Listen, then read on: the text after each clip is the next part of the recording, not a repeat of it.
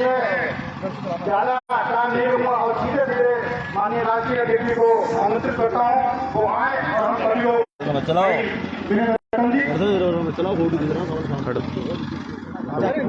बिना भैया का फोन है। कोई बात नहीं। भाई बिना रतन जी जिंदाबाद, भाई बिना रतन जी जिंदाबाद, भाई चंद्रशेखर जिंदाबाद, संतोष बाबा साहब अमर रहे, माधव काशीराम साहब अमर रहे।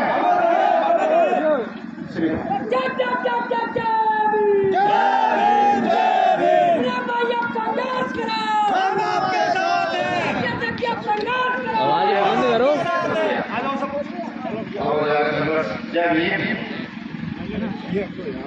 जहाँ शासन नहीं वहाँ शासन नहीं, ये मैं नहीं कहता, ये महापुरुषों ने कहा। और इस प्रकार से हमारे साथी जो है घंटों में परेशान हो जाते हैं, घूमने लगते हैं, ये उचित नहीं। तो सबसे मेरा निवेदन है जो साथी इधर उधर खड़े हैं वो बैठ जाए।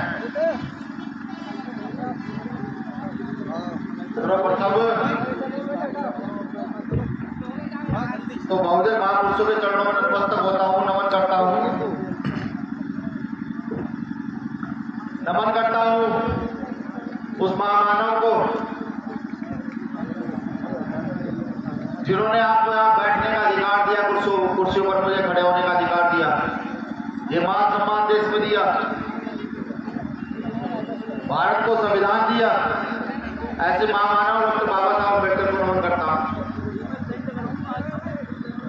नमन करता हूँ साहब माननीय काशीराम साहब को,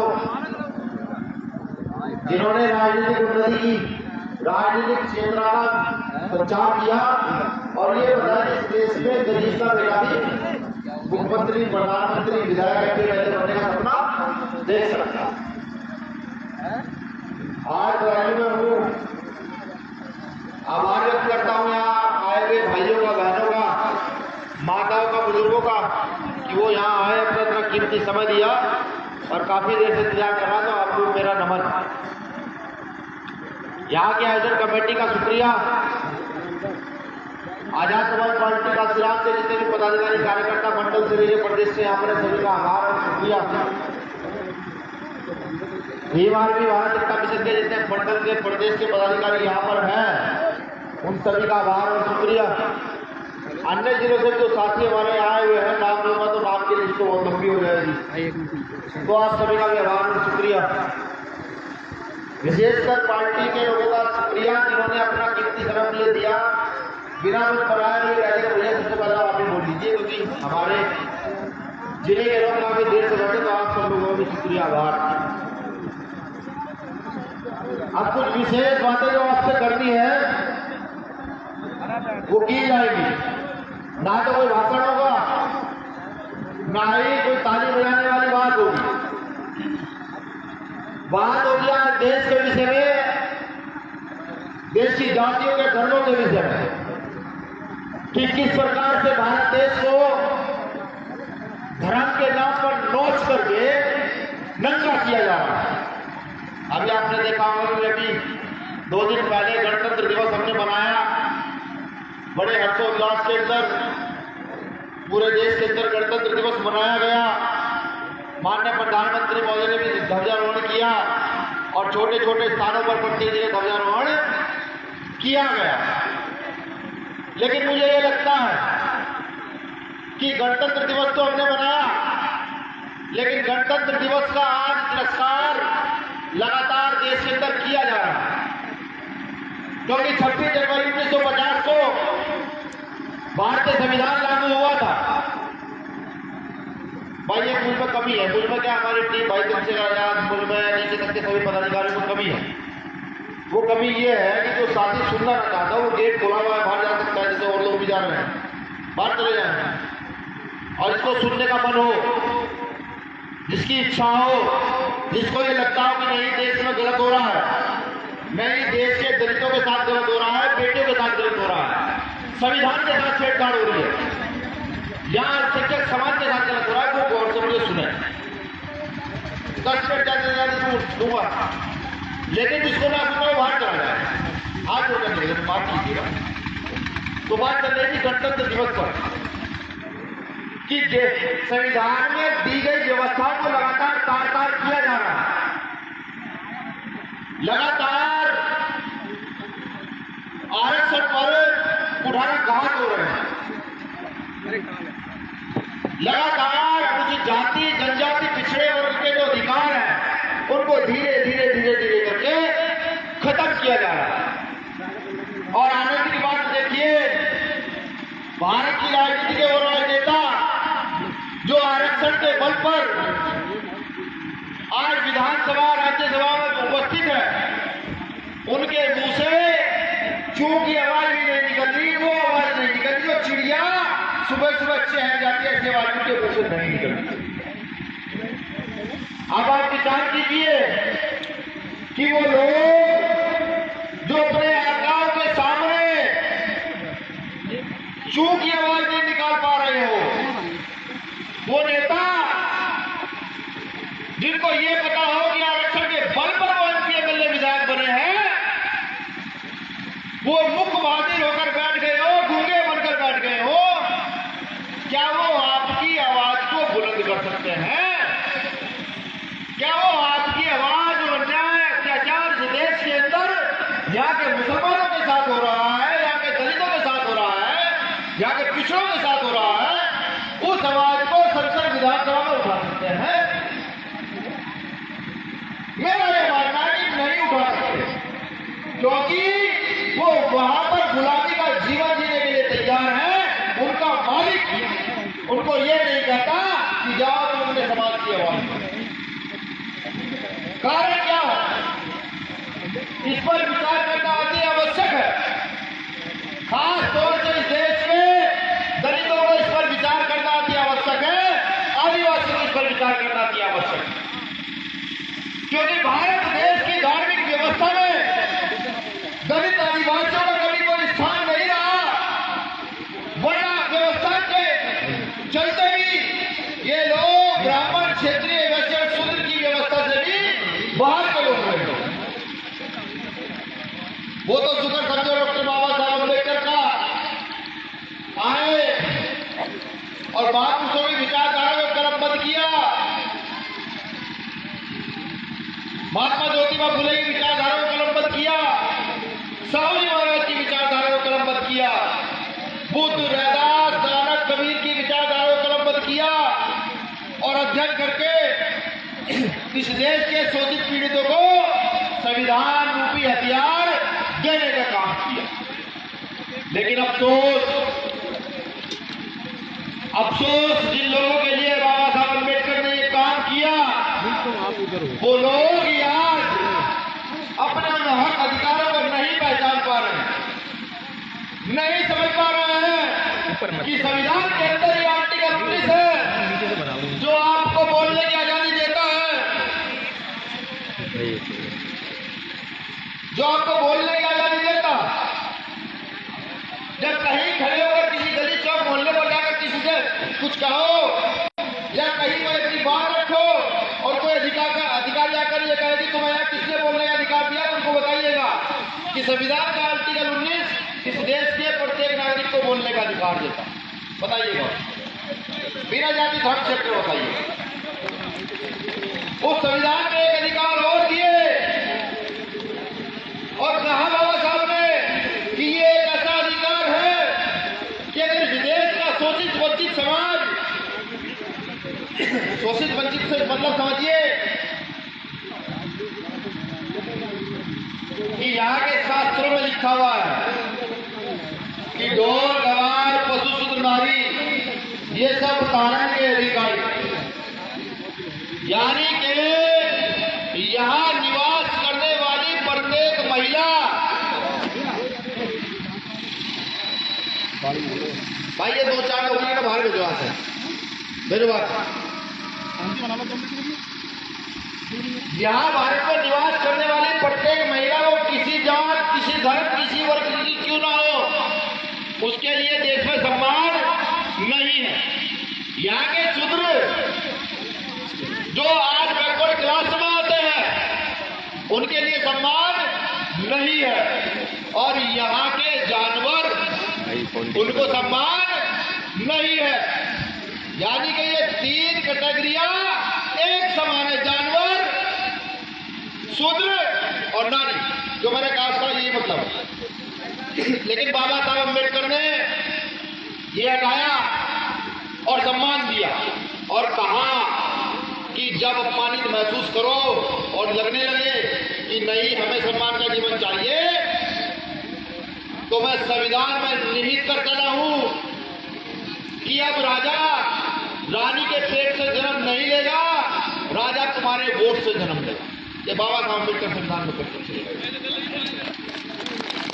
लेकिन अब तो 70 साल से ज्यादा संविधान लागू हुए हो चुके हैं,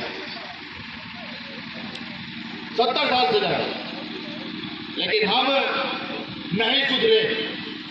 स्पेशली मैं कहूं यहां के मुसलमानों को, मुझे लगता है कि मेरी बात बुरी जरूर होगी, लेकिन ये बात बुरी होने के साथ साथ आपकी आने वाली नस्लों को सुधारने की बात हो सकती है अगर आप इस बात का प्रचार करें। सब ये चाहता है कि भारत का मुसलमान वो सदैव सब के विपक्ष में खड़ा रहे और सब के विपक्ष में वोट करे, सब ये चाहता है। और हम ये कहते हैं कि भारत के मुसलमान के साथ साथ जितने भी अल्पसंख्यक वर्ग के लोग हैं वो तय करें कि ये वोट, सपोर्ट, नोट उसको दिया जाएगा जो उनके रक्षण के लिए उनके सामने खड़ा हो, जो उनकी सुरक्षा के लिए खड़ा होगा। जिस दिन इस देश के मुसलमानों की समझ में ये बात आ गई तो ये समझिए कि यहाँ पर धर्म के नाम पर जो दंगे होते हैं, जो जाति के नाम पर प्रताड़ना होती है, वो 50% कम हो जाएगी। लेकिन दिमाग में बार बार कूट कूट कर ये भरा जाता है कि नहीं नहीं, आरएसएस खा जाएगा, बीजेपी खा जाएगी, आज भी तो खाई रही है। मैंने कहा जो पीछे आंदोलन चले देश के अंदर, जैसे सीएनआरसी बहुत महत्वपूर्ण आंदोलन रहा, मैंने जगह जगह जाकर मुस्लिम साथियों से कहा, जो आज मुस्लिम पढ़े लिखे लड़के खड़े हो रहे हैं मजबूती के साथ, जो बोले साहब अम्बेडकर की विचारधारा को समझते हैं, मैंने उनको कहा कि नहीं, फैलाइए जाकर विचारधारा और बताइए कि इस देश के अंदर बोले साहब अम्बेडकर की विचारधारा सबसे बड़ी विचारधारा, और जाकर बताइए कि नहीं, अब उसके साथ खड़ा नहीं हुआ जाएगा जो हमारा राजनीतिक प्रयोग करते हैं, अब खड़ा उसके साथ हो जाएगा जो बिना राजनीतिक स्वार्थ के भी जामा मस्जिद की सीढ़ियों से जेल जाने के लिए बिना स्वार्थ के तैयार होगा, उसके साथ रहता है। देखिए फिजा कैसे नहीं बदलती है, फिजा बदलेगी, जरूर बदलेगी जिस दिन आपने मन में ये। मैं कहता हूं ओबीसी समाज के लोगों को भी, ठीक है धर्म मानना अपनी आजादी है, सबका अधिकार है धर्म मानना, ये बाबा साहब अम्बेडकर भी संविधान में दे करके गए हैं कि आप चाहे किसी भी धर्म को मान सकते हैं। लेकिन मैं पूछना चाहता हूं ओबीसी समाज के लोगों से जो आज आरएसएस को लगातार मजबूत कर रहे हैं, सभी नहीं जो पढ़ लिख लिए हैं, जिन्होंने आंदोलन को पता है, जिनको ये पता है फुले साहब ने क्या किया, जिनको ये पता है पेरियार ने क्या किया, तो पूछना चाहता हूं कि जाइए बात कीजिए, आर्टिकल 340 पर बात तो कीजिए, पूछिए कि अभी तक इस देश के अंदर जहां 50% से ज्यादा ओबीसी रहता है, इस देश के अंदर आज तक उसकी जनगणना क्यों नहीं करे। पूछिए जाकर के नेताओं से कि भारत के अंदर जहां मंडल कमीशन लागू हो जाना चाहिए था, आज तक मंडल कमीशन की सारी सिफारिशें लागू क्यों नहीं कराई गई। और मुझसे लिखवा कर ले जाइए, मेरी स्पीच रिकॉर्ड हो रही है, बिल्कुल हो रही है। अगर आरएसएस के लोग और बीजेपी के लोग सिर्फ ये एक बार कह दे कि नहीं हम मंडल कमीशन को पूर्ण रूप से लागू करेंगे, तो मैं कहता हूं कि आप वोट उनको दे दीजिएगा, मैं किसी वोट मांगने नहीं दे दीजिएगा वोट। लेकिन अगर आपके हक अधिकार की बात ना करें, ना आपकी सुने और आपके कही हुई बातों को टालते रहे, तो फिर सोच लीजिएगा, तय कीजिएगा कि तुम्हारा घर कौन सा है, तुम्हारा घर कौन सा। ये परिवर्तन तो करना पड़ेगा। अभी बहुत लड़ाई चल रही है। अभी आपने देखा होगा मध्य प्रदेश के अंदर कोई सामाजिक संगठन है सेना नाम से, उस सामाजिक संगठन के लोग इकट्ठा हुए, संवैधानिक अधिकार है आंदोलन करता, सब इकट्ठा होता है, इकट्ठा होता है, लेकिन वो लोग इकट्ठा हुए वहां के मुख्यमंत्री को मां बहन की गालियां देते हैं। गौर से सुनिएगा मेरी बात। वहां के मुख्यमंत्री को मां बहन की गालियां देते हैं, वहां के दलितों को ओबीसी को मां बहन की गालियां देते हैं, और वहां की सरकार शाम के समय के पास अपना प्रतिनिधिमंडल भेज देती है और कहती है कि हम जो है आरक्षण के खिलाफ एक कमेटी बनाएंगे, हम जो है SC ST के खिलाफ एक कमेटी बनाएंगे। ये मैं इसलिए बता रहा हूं कि ये शुरू हो चुका है, और अगर हम ना जागे, हम सोते रहे, हमारी नींद ना खुली, तो हाल क्या होगा ये मैं आपको बताना चाहता हूं। इतिहास पढ़िएगा, आज भी बहुत सारे क्षेत्र ऐसे हैं जहां दलितों को खाटों पर नहीं बैठने दिया जाता। आज भी बहुत सारे क्षेत्र ऐसे हैं कि अगर कोई दाढ़ी वाला मुस्लिम चला जाए, कुर्ते वाला मुस्लिम चला जाए, तो लोग निकल कर कहते हैं कि देखो आतंकवादी आ रहे हैं। आज भी बहुत सारे क्षेत्र ऐसे हैं। आज भी धर्म के नाम पर 100 लोग इकट्ठा होकर एक 2 लोगों को मार रहे हैं। आज संविधान होने के बावजूद, जब संविधान नहीं होगा तो सोचिए, संविधान जब नहीं था तब सोचिए स्थिति क्या थी, किस कदर हम लोगों के साथ गलत किया। तो ये बहुजन साहब काशीराम साहब ने बनाया है, जिसमें इस देश का शोषित वंचित वर्ग आता है, जो ठेला लगाता है, जो साइकिल चलाता है, जो पेंशन लगाता है, जो मजदूरी करता है, जो रिक्शा चलाता है, जो छोटी छोटी 10,000 की 20,000 की नौकरियां करता है, जो सुबह से शाम तक झाड़ू लगाता है, वो वर्ग, उस वर्ग का बिना संविधान के क्या होगा ये सोचिए। ये बातें कड़वी हो सकती है, लेकिन यही सच है, यही सत्य है। मैं बता रहा था मध्य प्रदेश के अंदर कमेटी बन जाती है, चंद लोग, मुट्ठी भर लोग चुनौती देते हैं कि हमें आरक्षण SC ST को खत्म कराएं। हजारों साल की गुलामी के बाद हम लोगों को संविधान के रूप में हथियार मिला, और आज इसमें से भी धीरे धीरे करके अमेंडमेंट किए जा रहे हैं, बदलाव किए जा रहे हैं, और हम मौन हैं, हम शांत हैं। किस लिए? जो लोग लड़ते हैं उनके साथ समाज ना जाने क्यों नहीं खड़ा होना चाहता, ये सोया हुआ समाज ना जाने कब जाएगा। काशीराम साहब ने भी कहा कि मैं इस मांगने वाले समाज को देने वाला बनाना चाहता हूं, लेकिन ये जाने में मैं ये कहता हूं, ये समाज ना जाने देने वाला कब बनेगा, ना जाने कब नींद से जागेगा। क्या सबको लुटवा पिटवा करके जागे? जल्द नींद से जागिए, जल्द खड़े होइए। एक व्यक्ति जो रात दिन आपके लिए मर रहा, ये बात मुझे कहनी नहीं चाहिए, लेकिन आज मजबूरी है, क्योंकि पिछले दशक क्या पिछले 10-20 दिन का जो मैं आंदोलन देख रहा हूँ, या पिछले 20-30 दिन की जो विचारधारा में देख रहा हूँ, एक व्यक्ति किसी क्रिश्चन के साथ कुछ होता है तो अकेला जाकर खड़ा हो जाता, कहता है भेजो दे। एक व्यक्ति अगर किसी मुसलमान के साथ गलत होता है तो अकेला जाकर खड़ा हो जाता है, कहता है भेजो दे। दलित पिछड़े के साथ गलत होता है तो खड़ा हो जाता है, जाके भेजो दे। अभी मुजफ्फरनगर में उस व्यक्ति की गाड़ी पर हमला हुआ है, और पूरे देश के अंदर जिसका वो व्यक्ति प्रतिनिधित्व करता है, इस देश के 90% लोगों का जो व्यक्ति प्रतिनिधित्व करता है, अब तक किसी ने ये आवाज नहीं उठाई कि उस व्यक्ति को इस देश के अंदर सुरक्षा दी जाए जिससे कि उसकी रक्षा हो। सोचिए, जो व्यक्ति ना तो MP MLA है, जो एक गली का वार्ड मेंबर भी नहीं है, वो इतनी ताकत रखता है कि किसी मुस्लिम के साथ गलत हो जाए तो अकेला जाने कहता है कोई जाए ना तो मैं पहुंचूंगा, और वो पहुंचता है। और अगर उसकी गाड़ी पर हमला हो जाता है, कोई सवाल पूछने वाला तक नहीं हो। आपके क्षेत्र में नेता आएगा तो पूछोगे सवाल कि हमारे कार्यकर्ता पर, जो हमारा रक्षण के लिए लड़ता है, उसकी गाड़ी पर हमला हुआ, तुम नहीं जाते, पूछोगे? मत पूछो, नहीं, बिल्कुल नहीं।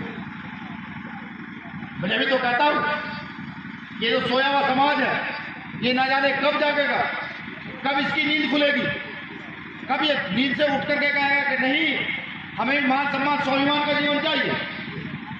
अब समय आ चुका है, अब समय आ चुका है, क्योंकि अगर इस देश को बचाना है, ये भी बात मैं इसलिए कह रहा हूं कि इस देश की जिम्मेदारी हम और आप लोगों पर सबसे ज्यादा है। उन लोगों ने देश पहले भी बेचा है, पहले मुगलों के हाथ बेचा, फिर अंग्रेजों के हाथ बेचा, उन्होंने देश पहले भी बेचा है सिर्फ अपनी सत्ता स्थापित रखने के लिए। इस देश को भी हमें बचाना है। और ये देश बचेगा कैसे? जब यहाँ आप मिल करके सामाजिक और राजनीतिक बदलाव बड़े पैमाने पर करोगे, इस बदलाव का हिस्सा खुद को समझोगे, गली गली मोहल्ले मोहल्ले जा करके लोगों को समझाओगे और बताओगे कि क्या सही क्या गलत है, उनके वोट का सही मतलब उन्हें समझाओगे कि तुम्हें अपना वोट कब किसे कहां और क्यों देना, तब जा करके मुझे लगता है, महसूस होता है कि बदलाव हो सकता है। आज एक व्यक्ति का और जिक्र करो, शहीद आजम भगत सिंह, कभी पढ़ने का मौका मिले तो पढ़िएगा। उस व्यक्ति को क्या आवश्यकता है 23 साल की उम्र में जाकर फांसी चढ़े? वो व्यक्ति क्यों 23 साल की उम्र में फांसी चढ़े? उसके मन में कुछ ना कुछ दर्द रहा होगा, कुछ ना कुछ आग रही होगी, तभी तो 23 साल की उम्र में भगत सिंह जाकर फांसी चढ़ा। आपको नहीं लगता है माहौल वही है? कोई काले अंग्रेज यहाँ पर बैठे हुए हैं, कोई काले अंग्रेज पीट रहे हैं, कोई जेल भेज रहे हैं, बिना किसी कारण के जेल भेज रहे हैं। कल की दिल्ली की घटना है कि भीम आर्मी स्टूडेंट फेडरेशन का एक लड़का एक बीबीसी पर माननीय मोदी जी को डॉक्यूमेंट्री थी, उस डॉक्यूमेंट्री को देख रहा था और दिखा रहा था। दिल्ली पुलिस आती है, जबरदस्ती घसीट के ले जाती है और जेल में डाल देती है। क्या किसी फिल्म को देखने दिखाना कोई अपराध है? क्या अश्लीलता फिल्मों में सरेआम परोसी जा रही है, वो अपराध नहीं है। लेकिन अगर एक भीम आर्मी का कार्यकर्ता कि कोई फिल्म को देख दिखा रहा है तो उसको जेल में बंद कर दो, ये अपराध हो गया। समझिए, विचार कीजिए, क्या भगत सिंह दोबारा पैदा नहीं होना चाहता? क्या भगत सिंह खिलौने नहीं मारा कि नहीं मैं दोबारा फिर पैदा होऊंगा, इस देश को बचाऊंगा? बिल्कुल, भगत सिंह तो पैदा हो चुके हैं, आपकी नजरों से दूर है, जो फांसी लाठी डंडे गोली खाने के लिए तैयार है, लेकिन आप लोग नहीं जा रहे।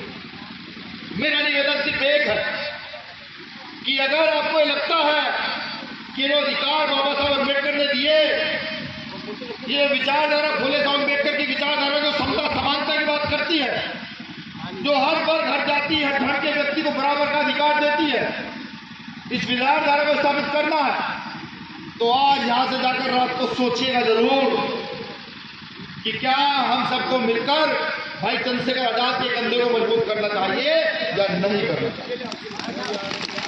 और अगर आपको ये लगे कि नहीं हमें मजबूत करना चाहिए, हमें भाई चंद्रशेखर आजाद को मजबूत करना चाहिए, हमें आजाद समाज पार्टी को मजबूत करना चाहिए, हमें भीम आर्मी को मजबूत करना चाहिए, तो रात को ही प्रण लीजिएगा, संकल्प लीजिएगा कि हर रोज 10 लोगों से मिल करके मैं उसको भीम आर्मी की विचारधारा, आजाद समाज पार्टी की विचारधारा, भाई चंद्रशेखर आजाद की विचारधारा बताऊंगा और उसको कहूंगा कि देश में बड़े बदलाव की जरूरत है, इस देश के हित के लिए तुम हमसे जुड़ने का काम। ये रात को संकल्प लीजिएगा। और जिसको ये लगे नहीं ऐसा नहीं होना चाहिए, तो उससे भी मेरा निवेदन, वो भी एक संकल्प ले, वो ये संकल्प ले कि इस देश के अंदर ये जाति व्यवस्था हजारों सालों से स्थापित है, जो लोग शोषण करते हैं वो उसके साथ जाकर खड़ा हो, वो भी ये संकल्प। क्योंकि दो ही विचारधारा इस देश में चलेंगी, एक गैर बराबरी की विचारधारा और एक बराबरी की विचारधारा। और हम जैसे लोग जब तक जीवित है हम बराबरी की विचारधारा के साथ रहे, हमारे पूर्वज बराबरी की विचारधारा के साथ रहे हैं, क्योंकि हमारे सैद्धांतिक पूर्वज तथागत बुद्ध है, गुरु रैदास है, संत कबीर है, गुरु नानक है, ये हमारे सैद्धांतिक पूर्वज है। और ये हमेशा सारा अत्याचार झेल करके हमेशा बराबरी के साथ रहे। तो मेरा आपसे भी यही निवेदन है कि अगर अपनी शैक्षिक उन्नति चाहते हो, अपनी आर्थिक और सामाजिक राजनीतिक उन्नति चाहते हो, तो यहाँ जो सरकारें हैं उनके खिलाफ मजबूती से खड़े हो जाए। बदलाव होगा, बिल्कुल बदलाव होगा, क्योंकि जब जब गलत बढ़ा है, जब जब गलत लोगों ने अपने पैर पसारे हैं, तब तक प्रकृति में कोई ना कोई पैदा हुआ है इन लोगों को मुंह तोड़ जवाब देने के लिए। आज प्रकृति ने भीम आर्मी को जन्म दिया है, आप सब लोगों को जन्म दिया है इन लोगों को मुंह तोड़ जवाब देने के लिए। उनको मुंह तोड़ जवाब दीजिए, बताइए आरएसएस के लोगों को भी कि इस देश की आजादी की लड़ाई में जितना योगदान इस संघ के हिंदुओं ने दिया है तो योगदान यहाँ के मुसलमानों ने भी दिया, ये बताइए उनको। हालांकि आरएसएस तो वो आरएसएस है जो कभी तिरंगा भी नहीं अपने नागपुर मुख्यालय पर लगाता था। ये आरएसएस तो वो आरएसएस है जिनको ये पूर्वज मानते हैं, वो अंग्रेजों के गुलाम रहे, चाटुकार रहे, अंग्रेजों के दलाल रहे, न जाने कितने क्रांतिकारियों को फांसी चढ़वाई। आज ये अपने आप को देश का हितैषी बताते हैं, तो उनको जाकर बताइएगा ये लड़ाई बेचारे की लड़ाई है, ये लड़ाई फूले साहब अम्बेडकर की लड़ाई है। इस लड़ाई को मजबूत कीजिए। पूरे देश के अंदर आज भीम आर्मी का अपना एक वजूद, अपना एक नाम है। इस नाम को और बड़ा कीजिए, घर घर में भीम आर्मी का कार्यकर्ता पैदा कीजिए, जहां भी शोषण अन्याय है वहां पैदा कीजिए। हर मुसलमान के घर में भीम आर्मी का कार्यकर्ता हो, हर दलित के घर में भीम आर्मी का कार्यकर्ता हो, हर ओबीसी के घर में भीम आर्मी का कार्यकर्ता हो, सिख के घर में हो, बौद्ध के घर में हो, जितने अल्पसंख्यक वर्ग हैं सबके घर में भीम आर्मी का कार्यकर्ता हो। कुल मिलाकर बात कहने की है कि हर बहुजन के घर में एक कार्यकर्ता भीम आर्मी का जरूर है। जब कोई गलत करे, जाति के नाम पर शोषण करे, धर्म के नाम पर शोषण करे, किसी बहन बेटी के नाम पर शोषण करे, तो फिर ये पढ़ना डालकर सड़क पर खड़े हो जाइएगा और मुंह तोड़ जवाब दीजिएगा कि आज हम करें करके दिखा सकते। अब लड़ने का समय आ चुका है, बिल्कुल आ चुका है। अब से पहले जो लड़ाई होती थी वो हथियारों की लड़ाई होती थी। राजतंत्र में देखा होगा कि राजा ने दूसरे पर आक्रमण किया और राज्य जीत लिया, वहां का राजा बन गया। लेकिन अब लड़ाई हथियारों की नहीं है, अब लड़ाई है वोट की, सपोर्ट की। अब जिसके पास ज्यादा वोट होंगे वो अपनी विचारधारा के अनुसार काम करेगा। आज आरएसएस के लोगों के पास ज्यादा वोट है, वो चाहे फर्जी तरीके से करे हो, उन्होंने उल्टे सीधे तरीके से किए हो, तो वो आज अपनी विचारधारा फैला रहा है गैर बराबरी की, कि एक वर्ग बहुत बड़ा होगा, एक वर्ग छोटा होगा, महिला को सम्मान नहीं देना है, इनको वो नहीं करना है। और जब आपके लोगों के पास वोट की ताकत होगी, जब आप अपना वोट तैयार करेंगे, जब आप खड़े होंगे यहाँ की संसद विधानसभाओं में, तो फिर आपकी हाथ में ताकत होगी। फिर आप जो असमानता की विचारधारा धर्म जाति के नाम पर प्रदेश में देश में स्थापित हो रही है, उसको तोड़कर समानता की विचारधारा को स्थापित करने का काम करें। बस करते हमें अपना समर्पण अपने नेता के प्रति, अपने संगठन के प्रति और अपने विचारधारा के प्रति रखना होगा। वो दिन दूर नहीं जब आप सब लोग ये देखेंगे कि भारत के अंदर जो जाति धर्म के नाम पर गैर बराबरी है, उस गैर बराबरी को बिल्कुल तोड़ दिया जाएगा। जो लोग जाति धर्म की बात करते हैं उनको कोई अपनी चारपाई पर नहीं बिठाने वाला हो। और ये आरएसएस के संगी जो कच्चे में घूमते हैं, जो इस देश के अंदर व्यवस्था खराब करने का काम करते हैं, उनके भी दिमाग में ये लग जाएगी कि नहीं, यहाँ बाबा साहब अम्बेडकर के लोग स्थापित हो चुके हैं। अब किसी मुस्लिम को दाढ़ी रखने पर मारा नहीं जाएगा, किसी दलित को मूछें रखने पर मारा नहीं जाएगा, किसी महिलाओं का अपमान नहीं है। लेकिन इस काम को अगर कोई कर सकता है, ना तो इस काम को भाई चंद्रशेखर आजाद कर सकते, न इस काम को मैं कर सकता, नहीं जो लोग यहाँ मंचों पर बैठे हैं ये कर सकते। नहीं, अकेला इस काम को कोई नहीं कर सकता। हाँ, अगर हम सब मिलकर मन बना ले तो जरूर इस काम को हम कर सकते हैं, मजबूती से कर। मुझे पूरी उम्मीद है कि आज बदायूं आया हूँ, पहली बार बदायूं आया हूँ, जब अगली बार बदायूं आऊंगा तो प्रत्येक साथी जो यहाँ बैठा है, प्रत्येक मेरी बहन जो यहाँ बैठी है, अपनी जिम्मेदारी को समझते हुए कम से कम जाकर के 10 से 20 लोगों को तैयार करेंगे इस आंदोलन के लिए तैयार करेंगे, भीम आर्मी के लिए 10 से 20 लोगों को तैयार करेंगे, मुझे पूरा है विश्वास। अगली बार जब आऊंगा सबको आप लेकर आएंगे और वहीं से खड़े होकर मेरी एक बहन हाथ उठाकर कहेगी, मेरा कोई भाई हाथ उठा करके कहेगा कि भैया आप कह कर गए थे, आप जो बता कर गए थे उस विचारधारा को हमने स्थापित करने का काम किया, और ये देखिए हमने निरंतर कार्यकर्ता को समझा करके बता करके आगे बढ़ाने का काम किया। मुझे पूरा विश्वास है कि ऐसा होगा। मुझे यह भी विश्वास है कि बदायूं के लोग अगर मन बना लेंगे तो कम से कम बदायूं जिले से तो भारतीय जनता पार्टी जो आज देश की सत्ता में है उसको हराकर भेजने का काम जरूर करेंगे। मुझे ये भी विश्वास है। मुझे ये भी पूरा विश्वास है कि आप सब लोग मिलकर के भाई चंद्रशेखर आजाद जी के कंधे को मजबूत करेंगे और उनको कहेंगे कि आप लड़ते रहो, जितनी ताकत है लड़ते रहो, हम आपके साथ कंधे से कंधा मिलाकर भूखे प्यास में भी खड़े रहेंगे, बारिश में, धूप में और ठंड में भी खड़े रहेंगे। मुझे भी पूरा विश्वास है। मैं ये भी जानता हूं कि हम संसाधन विहीन लोग ऐसा चलने के लिए ना हो, शायद खाना भी एक समय का खाना पड़े, हो सकता है, ये भी हो सकता है, लेकिन ये वही कौम है जो सुबह 4 बजे उठ करके केले के ठेले लगा लेती है। ये वही कौम है जो सुबह 4 बजे उठ करके झाड़ू हाथ में उठा लेती है। ये वही माँ है जो सुबह 4-5 बजे उठ करके भैंसों के लिए, जानवरों के लिए खेत में घास देने चल जाए। तो ये अगर काम करने पर आ जाए तो मुझे नहीं लगता कि इससे ज्यादा मजबूत काम इस देश में कोई कर सकता। मैं कहना चाहता हूं भीम आर्मी का समाज पार्टी के कार्यकर्ताओं से भी कि नेता बनने का प्रयास ना करें, नेता बने ही ना। नेता तो समाज अपने आप बना देगा। समाज के बीच में जाएं, हर घर तक पहुंचने का काम करें। अगर किसी मोहल्ले में घुसे तो कोशिश करें कि उस मोहल्ले के हर घर को टच करने का काम करें, पूछे उनसे कि बहन क्या परेशानी है, भाई क्या परेशानी है। हो सकता है कि आप परेशानी दूर तो ना कर पाए, लेकिन आपको परेशानी का पता लग जाएगा। जिस दिन आप जैसे लोग ताकत में होंगे उस दिन विधानसभा में खड़े होकर कहेंगे कि बदायूं के उस जिले के उस मोहल्ले में ये परेशानी की वहां पानी की टंकियां सही नहीं है। ये तो आप कह पाएंगे। हमारे महापुरुषों ने ये किया, उन्होंने रात से मेहनत करके अधिकार में खड़ा किया, और यही अधिकार आपका भी बनता है कि आप लगातार जाएं और घर घर तक लोगों से मिले और अपने काम में कभी भेदभाव ना करें।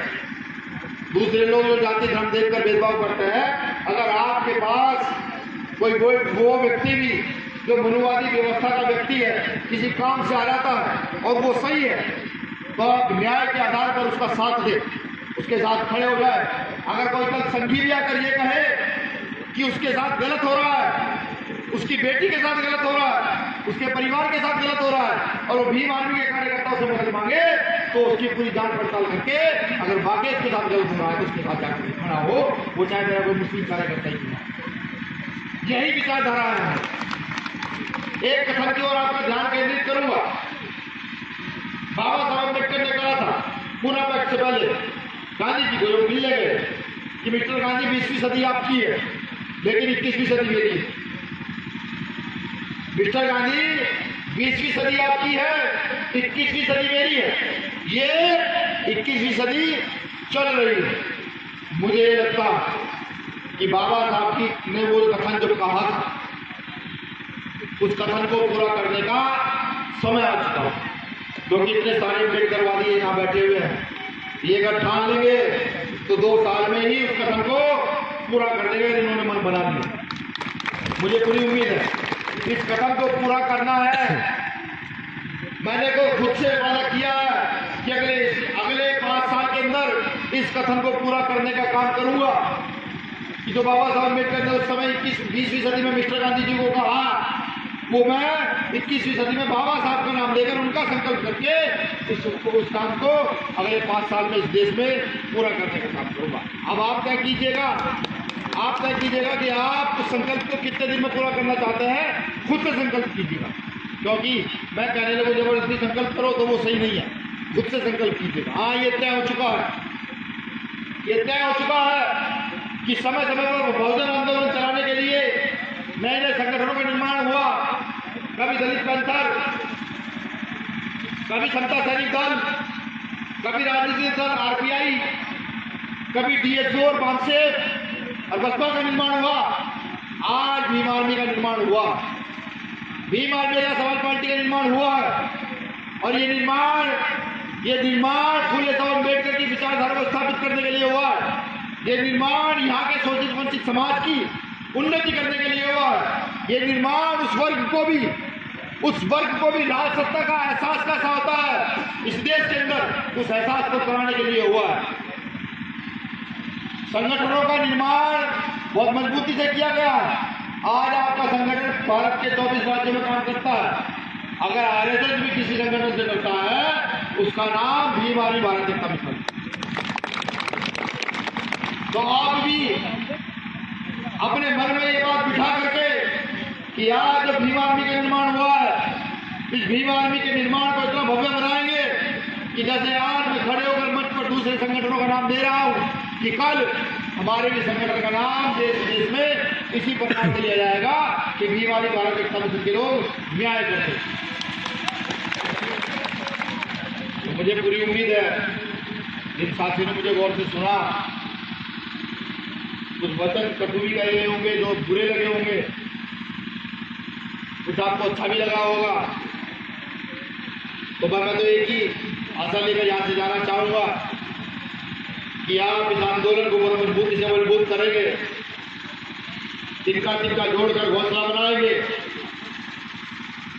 और उस घोंसले से एक बड़े घोंसले का निर्माण करेंगे जिसमें सबके लिए न्याय, समता, समानता होगी,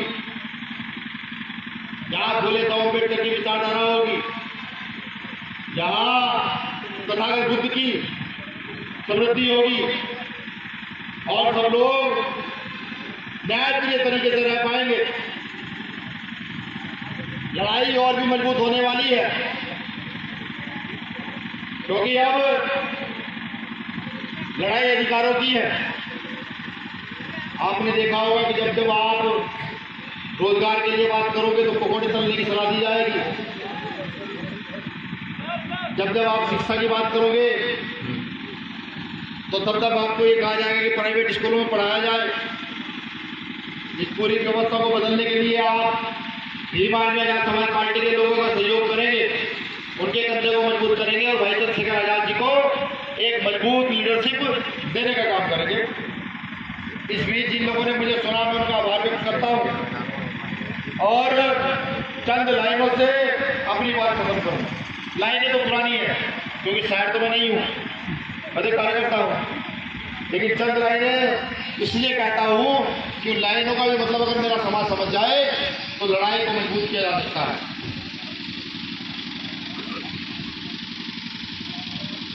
साथियों, बुलबुल के पंजों में कभी बाज नहीं होते।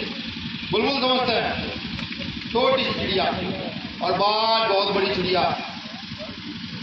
बुलबुल के पंजों में कभी बाज नहीं होते और बुजदिलों के सरों पे कभी ताज नहीं होते। बुलबुल के पंजों में कभी बाज नहीं होते, बुजदिल के सरों पे कभी ताज नहीं होते। जिस कौम को पड़ जाती है सर झुकाकर चलने की आदत, उस कौम के हाथों में भी कभी राज नहीं होते, उस कौम के हाथों में कभी राज नहीं होते। शुक्रिया। जय भीम, जय संविधान, जय मंडल, जय जोहार, जय भारत।